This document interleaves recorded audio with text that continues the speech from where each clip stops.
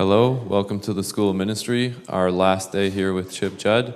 We want to welcome you guys from Norway that are watching today. I hope you're enjoying this week. Yeah. Thanks, Chip. All right. Good morning, everybody. And I want to say hello to everybody in Norway. Hey. All right. All right. Well, we're going to jump into this teaching on boundaries and try to get through all the stuff we're supposed to get through for today. We'll deal with some questions in just a little while, so we won't do that right now.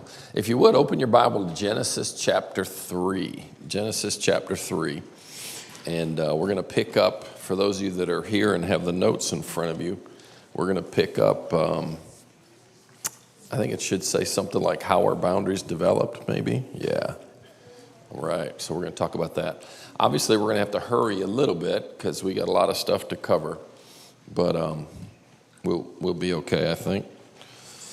Genesis chapter 3, where all this trouble started. And let me see if I can get there myself. Oh, thought I had a bookmark, but I don't. What I want to do is look at, if you haven't ever, you really need to kind of spend some time in Genesis 3 and just kind of watch the flow of things. You know, verse 1, now the serpent was more cunning. If you ever take a course on just how to study the Bible, how to prepare messages and that kind of thing, they'll teach you little laws or principles of biblical interpretation. And one law or principle is what they call the law of first mention. And that means that the first time anyone or anything is mentioned in the Bible, it's frequently an important indication of that person or thing's role or purpose, kind of. And it's interesting that the first time we see the enemy, the serpent, we get an indication of what his role is. And we talked about this yesterday. Now the serpent was more cunning than any beast of the field which the Lord God had made. And he said to the woman, has God indeed said, shall you not eat, or you shall not eat of any tree of the garden? Now, in the context of our teaching, this is kind of my sense of creation. God created all this, the universe and everything, and people and fish and dogs and cats and birds and everything there is. And he basically said, I want you guys to have a blast, enjoy it. But then, for me, it's kind of like he took one tree and he drew a circle around it. And he said, you can enjoy everything there is, but don't mess with this one tree. It's like in all the creation, God set one boundary. Now, what's interesting is when the enemy shows up, what's the first thing he does? He challenges a boundary. So you got to think, you don't have to, but I think this way. That means by nature, the enemy is a boundary violator. That's just his nature. He's just a boundary violator. And what he wants to do is he wants to get us all caught up in boundary violating. So the bottom line is, we're not going to read the whole chapter, but I really would encourage you to prayerfully just kind of read through Genesis 3 sometime, either while you're up here in the school or later, and just there's just lots of cool little nuggets God can give you out of that chapter. But we'll pick up down around verse 9. Verse 8, they heard the sound of the Lord walking in the garden in the cool of the day, and Adam and his wife hid themselves from the presence of the Lord God among the trees of the garden. So the first response of man after the fall is to begin hiding.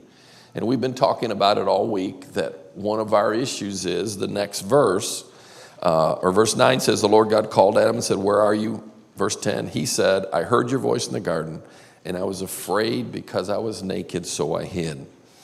Lots of different ways you can say it, but one of my passions, burdens, whatever you want to call it, is to help people come out of hiding, to help you learn to just gloriously unveil the awesome person that God created you to be. And the reality of it is, most of us are kind of held in check by fears, shame, and all kinds of different things. So we're not going to, stay there. I want you to go on for just a minute. So God said, who told you that? We talked a little bit yesterday about words and learning to challenge words. So who told you that you were naked? Have you eaten from the tree of which I commanded that you should not eat? Then the man said, the woman who you gave to be with me. Now what just happened? God said to them, enjoy creation, have a blast, but don't mess with this one tree. They mess up. He comes and confronts them, and he says to Adam, dude, what did you do? What is the first thing Adam does? He said, it's that woman you gave me, man. What did he just do? What did he give away? Responsibility. Now remember the Trinity of Triumph, the law of stewardship? What always runs together? Responsibility, authority, and power. Whether he knew it or not, guess what he was giving away? The authority and power to be, in a sense now, not above God, but to be a master of his own soul, his own journey. When you give away responsibility, whether you mean to or not, you give away the authority and power that is yours. So here's Adam. Dude, you messed up. No, man, it's the woman you gave me. Well, let's read a little bit further.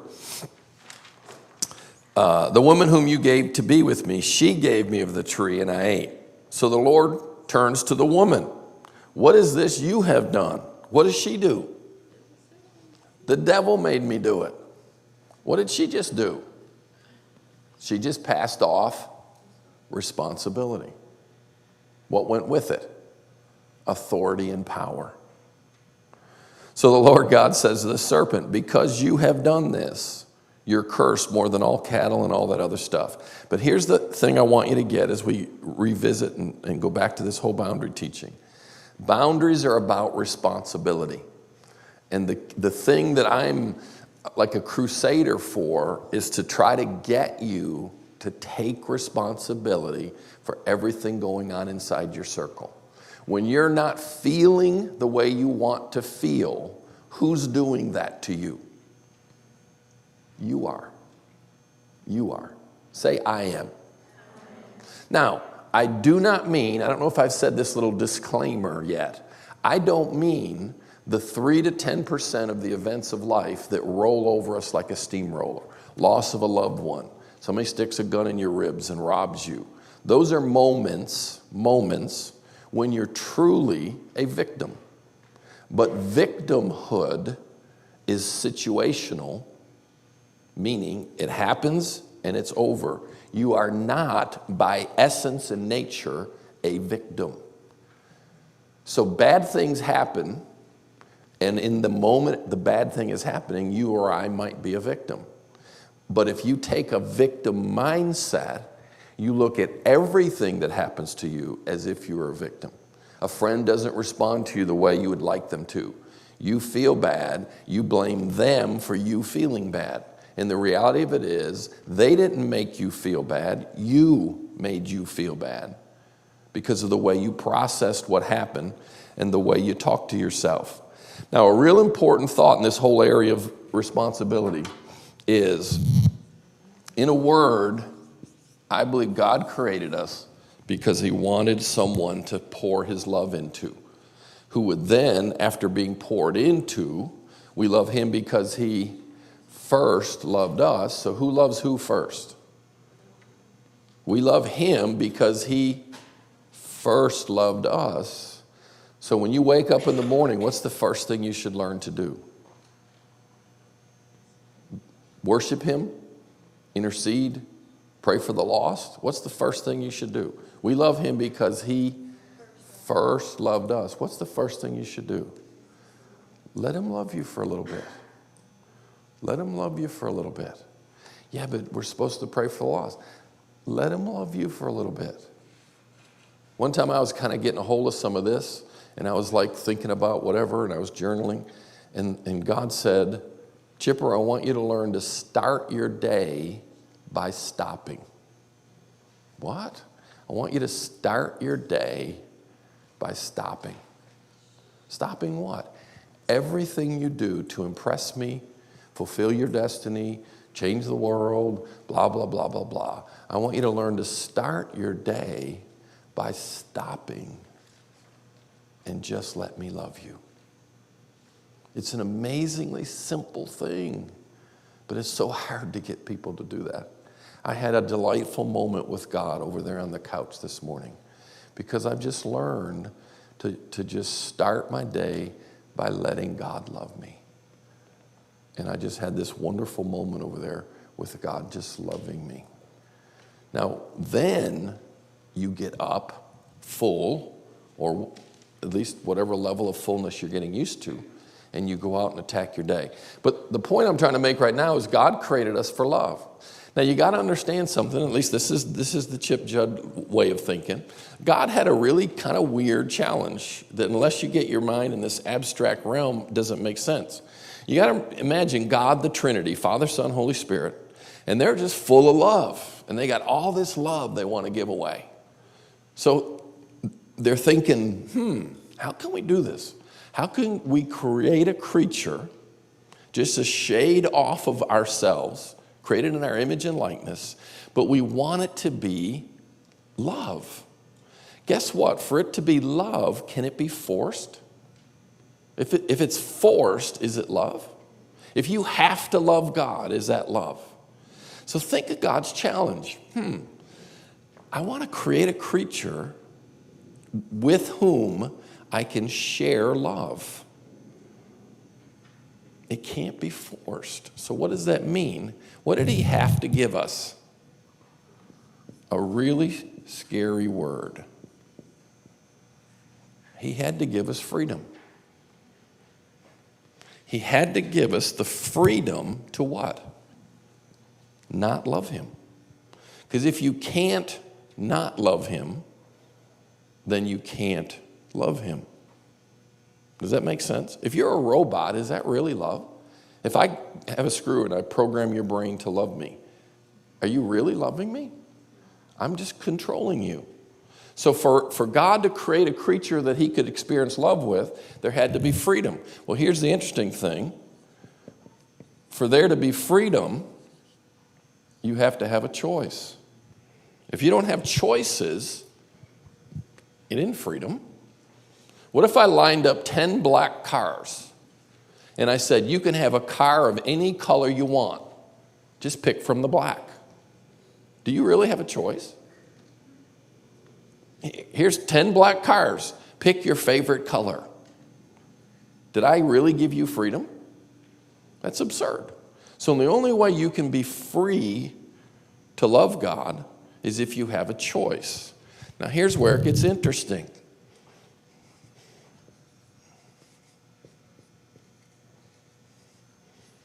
The presence of Satan is what makes choice possible.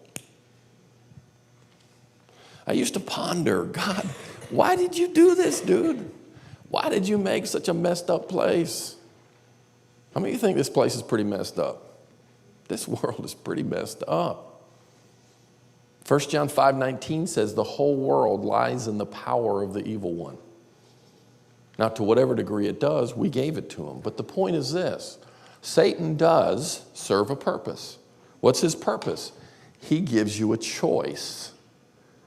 Because if all I do is line up black cars and say, pick your favorite color, I've not given you a choice. So here's the weird thing. God put us in a situation where there is a pull toward him, but we're also in a situation where there's a pull away from him. How many of you agree with that? And guess what we get to do? Choose. How often do we get to choose? About every minute and a half.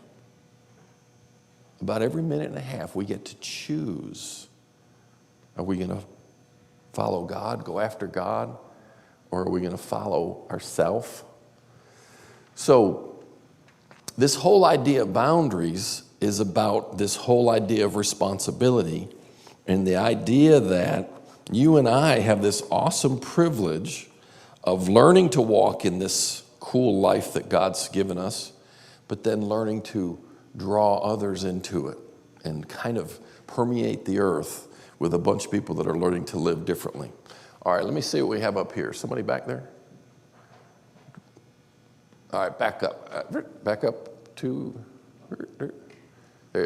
back up another one. I didn't know what we had. Just leave it right there for a minute. All right, let me just fill in some blanks. These aren't up here, apparently. How our boundaries develop. First statement, the most devastating effects of the fall were relational. This is not going to be up on the wall there. We're relational. Next statement, our ability to have healthy relationships with God, self, and others was damaged. The next blank is, and tell me if I need to repeat anything. The next blank is early life experiences. Early life experiences are the key to our relationship skills and patterns. Boundaries are not inherited, they are learned. Learned. Where do we develop our boundaries? In our families, in childhood. We learn our boundaries by the way our family does boundaries. If our family is very respectful of boundaries and they honor gently giving us the freedom to make choices, and then we pay for that choice by the consequences, then we have this really healthy thing. But what about a statement like this? Little Sally walks out of the room at 8 years old, and she's got on this brown dress and red socks and blue shoes. And one of the parents says, "You don't really want to wear that, do you?" Now, my thing is, if she put it on, she probably wants to wear it. So what just happened? Instead of saying something direct, like, "Darling, those shoes or whatever don't match," whatever, there's this sort of manipulative, "You don't really want to wear that." Now, like I said, my opinion is when a kid puts something on, she probably put it on because she wanted to wear it. Now, that may sound like ridiculous, but I'm trying to give you a non-painful example of the subtle ways we begin to manage what's going on in someone else's circle. Now, does a parent have a right to tell a 7-year-old child what to wear? Definitely. But how you do that either honors boundaries or dishonors boundaries, and dishonors the way that person feels about themselves. All right, now go to that next slide, if you would, please, sir. Somebody back there?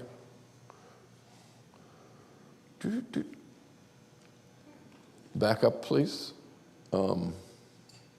There we go. All right, if you look at this next section here, 2 key relationship skills. If you look in your notes, bonding and separating. Bonding is the ability to establish a deep emotional attachment to another person. Bonding is what you're learning here at Catch the Fire. You're learning how to connect with God, how to connect deeply with yourself, and how to create safe ways to connect with other people. And you've got to learn how to bond. The interesting thing is they've done studies, and who do you think is the main parental figure that creates the bonding experience? It's actually mom. And it happens, anybody want to guess what span is critical? I hear some of you, but I can't understand it. What are you thinking? 0 to 3. 0 to 3 is the critical period for bonding. If someone doesn't bond properly in those first months of life, what can happen is this thing we call attachment disorders. And what that means is your heart's ability to feel safely connected to another person doesn't form very well. And then later in life, your bucket that holds emotional contentment and peace has holes in it. So later in life, when you try to feel satisfied in relationships, you just never quite get there. And so you have to continually be refilled when you feel lonely and scared. So 2 key relationship skills when you think about boundaries. One is bonding, the other is separating. If you look in your notes, separating is when you define and defend your boundaries and you become a unique, one-of-a-kind, responsible person. I don't think most of these blanks are going to be up here, so we'll just walk through them. Bonding, the next one, where it says bonding is the foundation for boundary building. Bonding is the foundation for boundary building. You can't develop or set boundaries without supported. This is my wife texting me. Would love to see my baby on TV, but have a few things I need to get done. I told Kathy she might try to check us out on TV this morning, but she's out and about. She doesn't care about me. No, I'm kidding. I'm kidding. I'll be home today, baby. All right. Next statement there. Your first and deepest need is to have a home and to be consistently loved and nurtured. Your most fundamental basic need is to just have a place inside of you where you feel at home and you feel loved and nurtured. Who should you learn to look to first and most for that feeling? Now think about that for a moment. Who should you learn to look to first and most to get that feeling of home and that feeling of loved and nurtured? Now, who you do look to as a child is your parents. But here you are sitting here now. Who do you need to learn to look to? God. Now, here's the thing. And I don't know if parents would be objective to or would object to my saying this. I hope not. But I'm saying to you, you need to shift that focus from your parents to God. So when you feel the need to feel confident, when you feel the need to feel assured, encouraged, like you're special, who should you try to learn to turn toward? God. And you guys learning your journaling, you can turn to God. Maybe you're feeling a little shaky in that area, and you can turn to God. You can ask him, God, am I special to you? How many of you think he'll probably have something to say? And every time you write that down in your journal, that voice gets a little stronger in your soul. Every time you process that through journaling or thinking or praying, it gets a little bit stronger in you. And eventually, that voice gets really strong and easily accessible. Eventually, you can get to the point where as soon as you feel the slightest little bit of insecurity, you can turn to God and hear him comfort you, reassure you, and minister to you. All right, if you would hit that next slide. This is the thing about parenting, this little chart here. Remember we said the first day on boundaries that we talked about direct control, indirect control, and no control. And I said to you that parenting children, they go through all 3 stages. Well, what you might do if you want to is write direct control over the dependence column, indirect control over the middle column, and no control over the right-hand column. And just kind of fill in the blanks in your notes there from what's up here, because I don't want to take a lot of time to stay here. But the most important thing possibly on the whole thing is just notice the change in your style of parenting. And the bottom right-hand corner is where you want to end up. Your goal is to raise an adult who doesn't need you. They don't need you to feel loved. They don't need you to feel confident. They don't need you to feel encouraged because they've learned to encourage themselves in the Lord. So I already shared with you my goal, our goal, my wife and I, was to parent our kids in such a way that they didn't need us to feel good about themselves. We wanted them to know we love them. We wanted them to know we're proud of them. We wanted them to know we're excited about who they're becoming. But we wanted them to learn to be self-sufficient, not from God, but from us. And we wanted them to learn that we want you to make decisions. We don't want you to think, what do we want you to do? We want you to think, what does God want you to do? And then we want you to take off after it. So there's all these cool things, and I don't want to get involved in it or we'll get distracted and eat up too much time. But that middle column is probably really important because it's during the teenage years that you start de-parenting and you start giving a child more chunks of their life to manage. When they manage it well, they get good reward. If they don't manage it well, you back up a little bit, tweak it a little bit, coach them a little bit, and try to help them with it. Next slide, please, sir. Don't worry about that one. Go to the next one. Let's see what's up here. All right, 3 life skills. This is in your notes. 3 life skills to be mastered by 3-year-olds. Now, why do I put this up here? Because here's the thing. If we expect a 3-year-old to be able to do it, guess who else ought to be able to do this? Everybody in the room. So look at number 1. A 3-year-old and us, we ought to be able to form emotional attachments to other people without losing a sense of self and the freedom to be different. What do you mean? I'm talking like a 3-year-old ought to be able to say, she's over here playing with her dolls or whatever, and her friends say, well, we want to go over here and play this.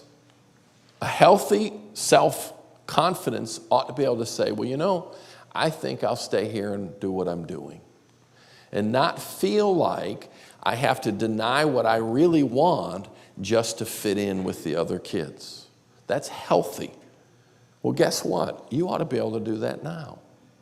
You ought to be able to feel a group of friends that you really like and you want to be a part of. You ought to be able to feel them pulling in a direction that you don't want to go, but you're willing to give up their approval because you have enough of what you need without them. Here's a key little phrase or play with words. I don't know if I've done this for you yet. I probably have without making it this clear. I love to play with 2 words. I want their approval. I want their friendship, but I don't need their friendship. What you want to learn to distinguish is wanting someone's affection or friendship and needing their affection and friendship. There's nothing wrong with wanting to be accepted by a group of people. But where you're in trouble is if you need to be accepted by a group of people. And what happens is, as we said earlier, we live in a world of just aggressive, profound, pervasive boundary violating. So what happens is when people detect that we need something they have, they use that need to manipulate us. One of the saddest things, fellas, please don't do this, is most of us, male and female, have a desire/need to be loved and accepted. And unfortunately, in the boy-girl game, we learn to use that need to get people to do things they don't want to do. We actually encourage people to violate their essence by encouraging them to do behaviors that they really don't want to do, but they want our love and approval or whatever, both directions now, so badly that they violate their sense of who they are. And all I'm saying to you guys, male or female, is don't give up who you are to get something that there's a better place to get that something from. Does that make sense? I think y'all probably know part of what I'm talking about. All right, next one, please. A healthy 3-year-old should be, next slide. Or is that it? Why does it say number 1? That is it. You're right, but it says number 1. That's what threw me. A healthy 3-year-old should be able to hear no from appropriate others and respond accordingly. Is it appropriate for a 3-year-old to drop themselves to the floor and pitch a fit because they don't get what they want? Now, some people think it is. I personally think it is ridiculous. Ultimately, who are you training a child to obey, ultimately? When you raise a child, who are you really training them to walk with? God. Well, when God tells you to do something, are you allowed to pitch a fit? Why would you let a child do that? Why would you allow a child to hit the ground kicking and screaming? What you're saying to the child is, it's really hard to manage yourself, and we don't expect you to. We taught our children, you can manage yourself, and you will manage yourself. When you don't get what you want, you're allowed to be disappointed. You are not allowed to act like that, particularly in public. Now, we believed in spanking, so let's just say, hypothetically, we're in a restaurant, and our child doesn't like something that's happening, and they pitch a fit. Now, how many of you know a restaurant's not a good place to discipline your child? If you hadn't done your homework at home, you don't do catch up in the public. So what I would typically do is I'd lean over into my child's ear and I'd say, when we get home, you're going to regret that you did that. And they knew exactly what was going to happen because they realized they had just violated what we consider appropriate behavior. So when we got home, they were disciplined properly, lovingly always, never abusively, but whatever. We won't chase the whole spanking thing, but we were believers in spanking. All right, next slide, please, sir. All right, if you're a healthy 3-year-old and or an adult, you should be able to say no. Number 2 was hear no. Number 3 is you should be able to say no to others without a fear of punishment or manipulation. Now, I believe we raise our kids to have, again, age appropriate, but to have an ability to say yes and no to things that are within their, sphere of proper responsibilities. Next one, please. If you want to, write this down somewhere. It's not in your notes, but I thought it was a pretty cool definition of discipline, particularly when you're talking about a child. Discipline is the art of teaching children self-control by managing consequences. Ultimately, what you're trying to do with discipline is you're trying to train a child how to control or manage themselves. But the way you do it is from the outside, you manage the consequences, and gradually what you're doing when you manage them from the outside is you're strengthening their internal muscles to manage themselves. One of the saddest things is to try to minister to an adult who was never told no properly by their parents. Because here's what happened. When you don't learn to hear no and say no properly as a child, guess what you can't do later in life? Say no to yourself. And so your own habits and behaviors are hard for you to manage because you never had to learn how to live with the word no. One of the most important things for you to learn is how to say no to yourself. I'm not great at it, but I'm better at it than I used to be. And quite honestly, my wife's helped me quite a bit with that because she's much more disciplined than I am. All right, let's run through some stuff. Hit the next slide, please, sir. All right, back that one up. We'll get to that one in just a second. But now we're going to run through some stuff that's not up here. But since it's in your notes, I want to fill it in for you. I'm going to just run through these buttons. Are your buttons too easy to push? You got that on your notes, right? Okay, I'm just going to run through them. I'm not going to take long with any of them. But these are just ways to look at some of the different patterns we can fall into when it comes to boundary issues. Button number 1 is the disease to please. The disease to please. And that's someone who has approval addiction. In other words, your need to please people just makes you do things that violate yourself.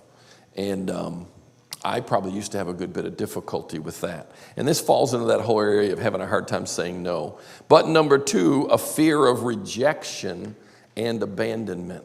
A fear of rejection and abandonment. The best way to battle the fear of rejection and abandonment is learn how to receive and rest in the Father's love so that you go into every relationship pretty full of what you need, and then you're just not going to be quite as sensitive and controlled and manipulated by your fear of being rejected and abandoned. Button number 3 is emotophobia, kind of a weird word. Phobia is a fear. Emoto is emotion, so it's a fear of negative emotions. Sometimes what causes us to have boundary problems is certain emotions just shut us down. like intimidation, anger. Somebody can emotionally withdraw from you, and that drives you crazy, so you give in. So sometimes people learn what our little hot buttons are. Like, how many of you'd agree most people don't like conflict? So if I'm a person who wants to control you, I figure that out, and whenever I want to kind of back you off and shut you down, I just create a bunch of conflict, and I get what I want. So what I'm saying to you in this whole area of boundaries is you've got to raise your tolerance. And notice I put negative in quotes, because I don't think any emotion's completely negative, because God gave all of them to us for a purpose. So button number 4 is a lack of assertiveness, or the inability to say what? No. Say no one time. No. Say it real high. No. Say it real low. No. Say it real soft. No. How many of you have been practicing? You probably haven't been, but I would encourage you to. I would encourage you. Button number 5, the vanishing self. The vanishing self. You know what a chameleon is? That little lizard that kind of changes color, whatever you put it on. Isn't it sad that some of us live our life figuring out what the people around us whose approval we want from us, and then we become what they want. And the sad thing is, the beautiful person that you are gets lost in the shuffle. And I work with lots of people over the years who don't really know who they are. They don't really know what they want, what they like, what they don't like. I mean, I've been in counseling and had some crazy thing. This may sound like a teeny little thing, but I mean, I've been with people didn't even know what colors they like because they never had the opportunity to choose. They didn't like, they weren't allowed to make any of their choices. And it's just cool. If you want to, right off to the side of that one, a weak, in quotes, I want. A weak I want. I really, by the grace of God, want to poke you and stoke you to strengthen your wanter. I think James or somebody prayed that for me this morning, and I really appreciate it. To strengthen your wanter. I think God likes it when we're able to say to him, I want X, Y, Z. And that kind of stuff will fuel your fire. Button number 6, Johnny or Susie to the rescue. Johnny or Susie to the rescue. Boundaries are about the R word. What's the R word? Responsibility. Say that one time. Responsibility. So, now think about this for a minute. You have a friend, loved one, who's in a situation. But they're in the situation because of choices they made. Is it always right to rescue them? Do you realize that sometimes when you rescue people, you interrupt a class that God has in session? What do you mean by that? Sometimes God wants people to experience the consequences of their choices so that it hurts bad enough they don't want to do it again. We rush in to rescue them, and guess what happens? We disconnect their choice from the consequence God meant for them to experience, and they don't learn what God wanted them to learn.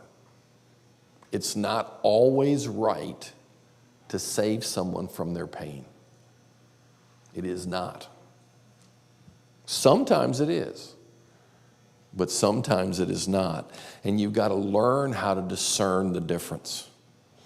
Button number 7, learned helplessness or a victim mentality. A victim mentality. If you want to write this off to the side, write the word stewardship. To me, the antidote to the poison of a victim mindset is a mindset of stewardship. What does that mean? I'm responsible for managing what's going on inside my circle. I'm not a victim to other people. All right, that next section there, common symptoms, there aren't any blanks in there, right? And those are pretty much just repeating some of what we've already said. So I'm not going to go through all those. But let me read you a story as we get into this bottom section there, the 3 key results of boundary problems. So here's a story about a lady and her husband who are in their counselor's office, and they just came back from visiting her husband and wife in counseling. They just came back from visiting her family, her parents. So listen to how this proceeds.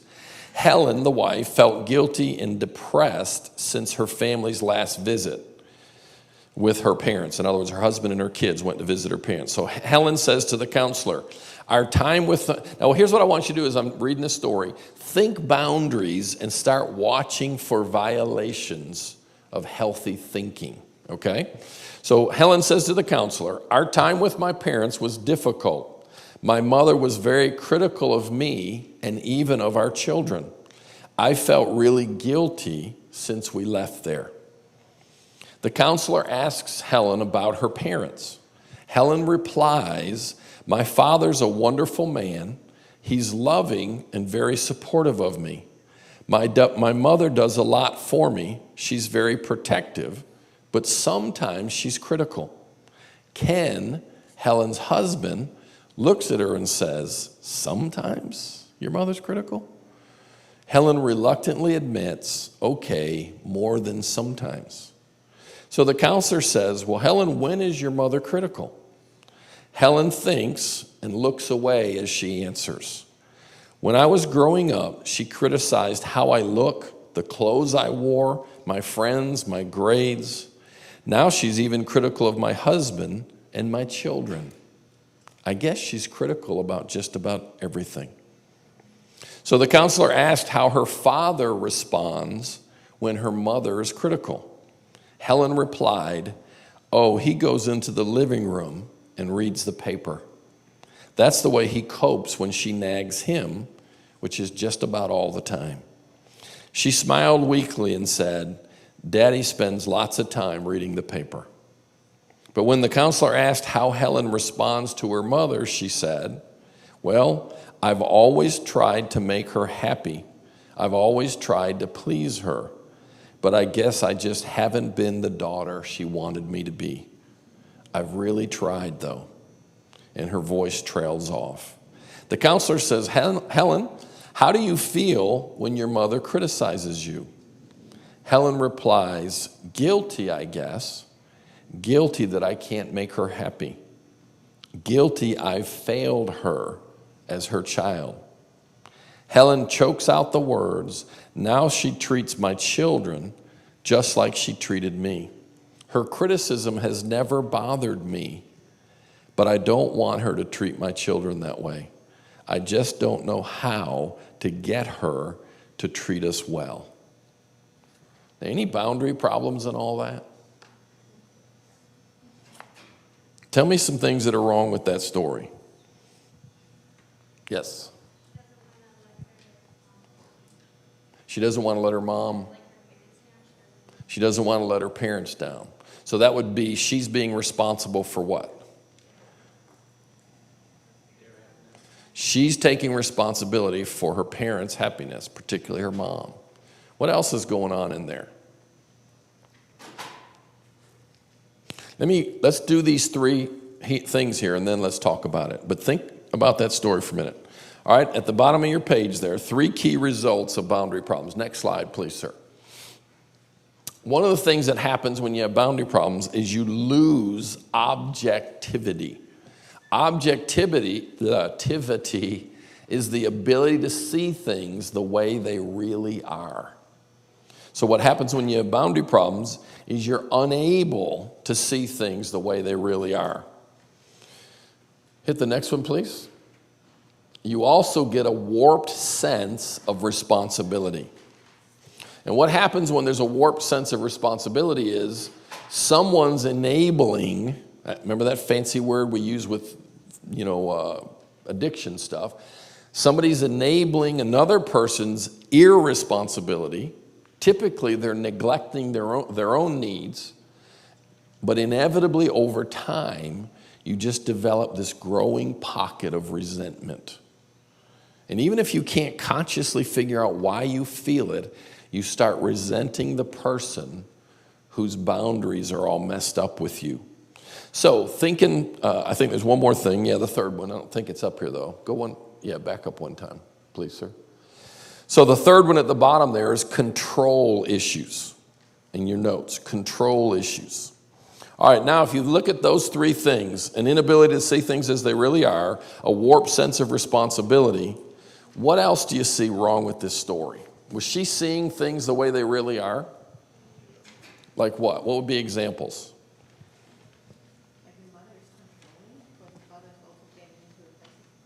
The father's in a very passive position. Mom's controlling. She's not using any of those kind of words. How about this statement? My father's wonderful. Where is that? Yeah, my father's a wonderful man. He's loving and very supportive. Is that true? What did he do when mom was nagging and criticizing? He disappeared. Now, this is a harsh way to say it, but dad was a coward. He was a coward, and he didn't do his job. What was his job? His job was to stand up to mom. Now, you know what I believe deep down? I believe mom wanted him to. Because I believe deep down, mom knew she wasn't doing things correctly.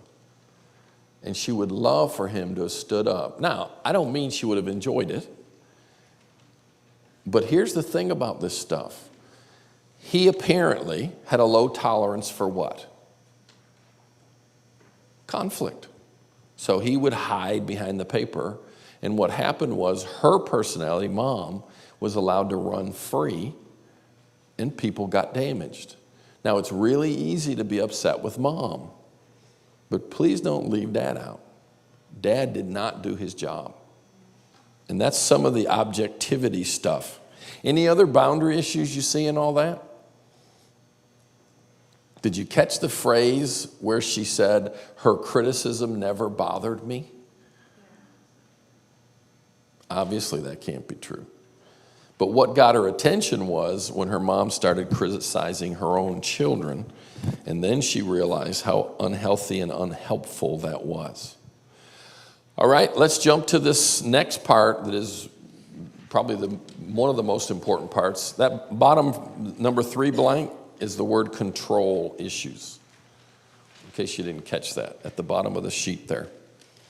All right, how do you fix your boundaries? If you believe after hearing all this, I think I need to work on my boundaries. Where do you go? How do you do that? And that's what we're going to start into right now. How do we get this stuff working correctly? So number 1, start with your circle. Most of this is going to be up here, I think. You don't have to wait on anyone else. The sad thing about this boundary stuff is there's this subtle form of victim thinking, and that is that if the people around me don't help me, I can't do this. Most of you aren't married, but a lot of the people I see are married, and the mindset is kind of like this. Well, if my wife won't work on this, if my husband won't work on this, it's not going to work. Well, fine. Then stay the way you are for the rest of your life. And you guys are at age places where you might correctly think, this is going to be hard with my parents, with my siblings, with my friends. And you know what? You're right. It is going to be hard. But please listen to this. Everybody else doesn't have to get their boundaries straight and healthy for you to start working on yours. You don't have to preach this to everybody. Just start practicing it. Don't preach it, practice it. And what does that mean? Just start with your circle. Start practicing what it feels like to be responsible for what's going on inside your circle. You have an exchange right here while you're at the school. You have an exchange with friends, and you walk away with your feelings hurt. Start practicing, what am I doing to put myself in this place where I'm feeling? What am I saying to myself? How am I looking at what just happened? Start managing what's inside your circle better. And you don't have to get people around you to change. That next statement, freedom comes from taking responsibility. Bondage comes from giving it away. It's amazing. At first, it probably doesn't sound that way. But when you start being responsible for everything inside your circle, it's amazing how liberating it is. It's amazing how liberating to walk into a room of people that you love. And you're able to attain and maintain an emotional state no matter where the rest of them are. And you really, really, really can use it. Oh, you mean you're not touched by other people's feelings? Yeah, you're touched by them, but you're not controlled by them. There's a difference. I love to feel emotion. I love that God's made me a pretty sensitive person, particularly for a man. But I've worked at managing, training myself to feel feelings, but not be controlled by them. And it just takes time and practice. So freedom comes from taking responsibility. Bondage comes from giving it away. If I walk in a room and it's filled with certain kinds of feelings and I let them affect me, then I've just given away my responsibility. And guess what? I'm in bondage to however those people feel toward me, about me, respond toward me. I don't want how I feel about myself controlled by how other people feel toward me. You know, I've told you this already. I want you to like me. I like it that it seems like you like me. I hope when I'm gone you say really nice stuff about me. But I don't need you guys to like me for me to be okay. Does that make sense? It's a really cool way to live. But here's the other side of it. It puts you in a place where you can say things to people they really need to hear, not just want to hear. Because if I need you to like me, what's going to happen when God puts a thought in my heart that you need to hear but you're not going to like? If I need you to like me, I'm going to kind of like, ooh, I don't want to say that, God. And guess what? I'm not helping you. I'm not serving you. I'm serving me. Because I need you to like me, so I'm not free to deliver whatever message it is that God gave me to give you. And I tell friends of mine, I was talking to somebody while I was here, that the really, really close friends that I do life with, we're gonna have that kind of freedom with one another, or I don't have time for you. If you're not going to live at that level of freedom, in other words, if I see something in your life or you see something in my life, I want us both to have the freedom to confront one another. And if we can't confront one another, what's the point? So I like friends where we're crazy in love with each other and we like each other and we share passion, but I like friends who know I want them to rock my world when it needs to be rocked. So as you start to think about rebuilding your boundaries, you've got to start with your own circle. Next one, please, sir. Since you can't make anyone else change yourself so their behavior no longer works on you. People learn ways of manipulating and controlling other people. And they kind of develop a routine set of ways they get what they want. Well, I don't like the way that person manipulates me. I don't like the way that person uses me. So I need to change that person. Is that the right way to handle it? No. What a waste of energy. What you need to do is say, God, help me inside my circle, change the way I'm processing what they're doing so that I change, so that the games they're playing don't work on me. Like intimidation. Some people are kind of like emotional bullies. Well, you've got to figure out, why does that work? Why does it work when somebody bullies me or threatens me? Or maybe somebody gets to you and pushes your buttons by withdrawing affection. And whether they do it overtly or kind of subtly, the way they get you to respond when you're kind of not wanting to do something they want you to do is they withdraw affection. And maybe you haven't fully learned how to receive and rest in the Father's love. You hadn't fully learned how to feel full. So when somebody withdraws their affection, you start to feel lonely and scared. And so you violate yourself and do something you didn't want to do because you so badly don't want to lose their affection.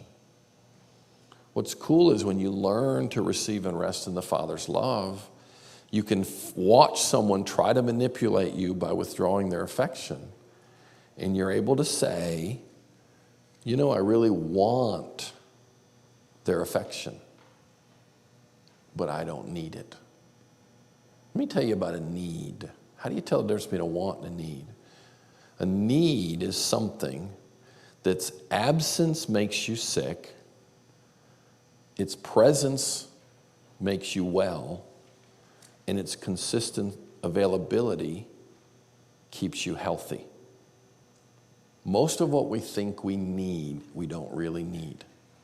A need is something that's absence makes you sick, its presence makes you well, and its consistent availability keeps you healthy and strong. Most of what we think we need, we don't need. And I don't know if you've caught it yet, but I use the phrase want and need. I use that a lot. Like I learned, one time I was getting ready to speak. This is when I was learning all this stuff, but hadn't really gotten it yet. And it was the biggest church I'd ever spoken in up to that point. They really invited me up there to minister to their staff, counseling. And it was the middle of the week. They had a Wednesday night service, so I think the guy felt obligated to ask me to speak. So I'm going to speak in the Wednesday night service, and it's the biggest church I've ever been in. It's in a kind of a big city in our area, very prosperous church. It's near the Research Triangle of North Carolina. Very smart people, and I was just nervous, scared, afraid that they weren't going to like me, and that I would just sound like an idiot. So I was like really afraid. So the pastor comes before service and he says, "Come on in the office and we'll pray with the ministry team." Well, we went in his office to pray with the ministry team for the service. The ministry team in his office praying was bigger than my whole church. The people in his office praying, it was a pretty big office, but the people in his office praying for the service were bigger than my whole service would have been. And I'm standing in the circle praying, holding my Bible and notes, and I am so freaked out. I can't remember the title of my sermon. I'm just like freaking out. I get out in the service and the worship starts, and they're kind of a high energy. This is back, I don't know, probably in the 80s. They're just, just really going for it. And I'm just like, oh God, this is not helping me. And this worship got really good, and it starts to end, and I'm thinking, no, God, don't stop. I said, why don't you just let your glory fall? Nobody has to speak tonight. Why don't you just do something else? And I was dying. And I'm sitting there freaking out. And the pastor goes up to take the transition from the worship leader. And he just said, I feel like we need to worship some more. And then they went into this really gentle, worshipful moment. And I was just sitting there freaking out. And I said, okay, good, God. Why don't you just let this service stay here? And nobody needs to speak tonight because I didn't want to speak. And I'm standing on the front row, and I'm the guy getting ready to go up there and talk. And I am dying on the inside. And I hear this little voice say, Chipper, I love you, and I don't care if they don't. And I was like, what? He's like, Chipper, I like you, and I don't care if they don't. And I just kind of went, you know what? I don't either. I don't either. And something inside me just kind of broke loose a little bit. And you know what I went up and spoke on? I went up and spoke on the unconditional love and acceptance of God. It's a very performance-driven church. The associate pastor told me a few months later, it was the most requested CD they had ever had. It all changed in this silly little moment where I learned to do something I now do all the time. And that is when I don't have to even do it anymore, but sometimes I had to do it a lot, and every once in a while I still do. And what I do is, as I'm getting ready to go in front of a group of people, I walk through this simple exercise. I want them to like me. I would really like it if it really goes well. I'd really like it if when I'm done, they say, wow, that was good. But I don't need them to like me for me to be okay. Say yes if that makes sense. Now, whose circle am I managing? Mine. Can I make that audience like me? Can I be ready, prepared, connected to God, so the chances are better that it's going to go well? Sure, I can do my homework, but can I guarantee that's going to go the way I want it to? No. What can I guarantee? How I respond, no matter how it goes. And I've learned to manage what's going on inside my circle so that I minimize the damage if it doesn't go well. Now, you can learn to do that with your parents. You can learn to do it with your friends. You can learn to do it later with your spouse. You know, I want this or that, but I can't guarantee that happens. I'll be okay. It might hurt some, but I don't need that to happen for me to be okay. And like I've said to you many, many times this week, no one else can do that for you. You decide how much stuff hurts you. You decide. And you've got to practice doing this stuff. Make sense? You ready for a break? Any quick questions? All right, let's take our break right there. Bless you guys.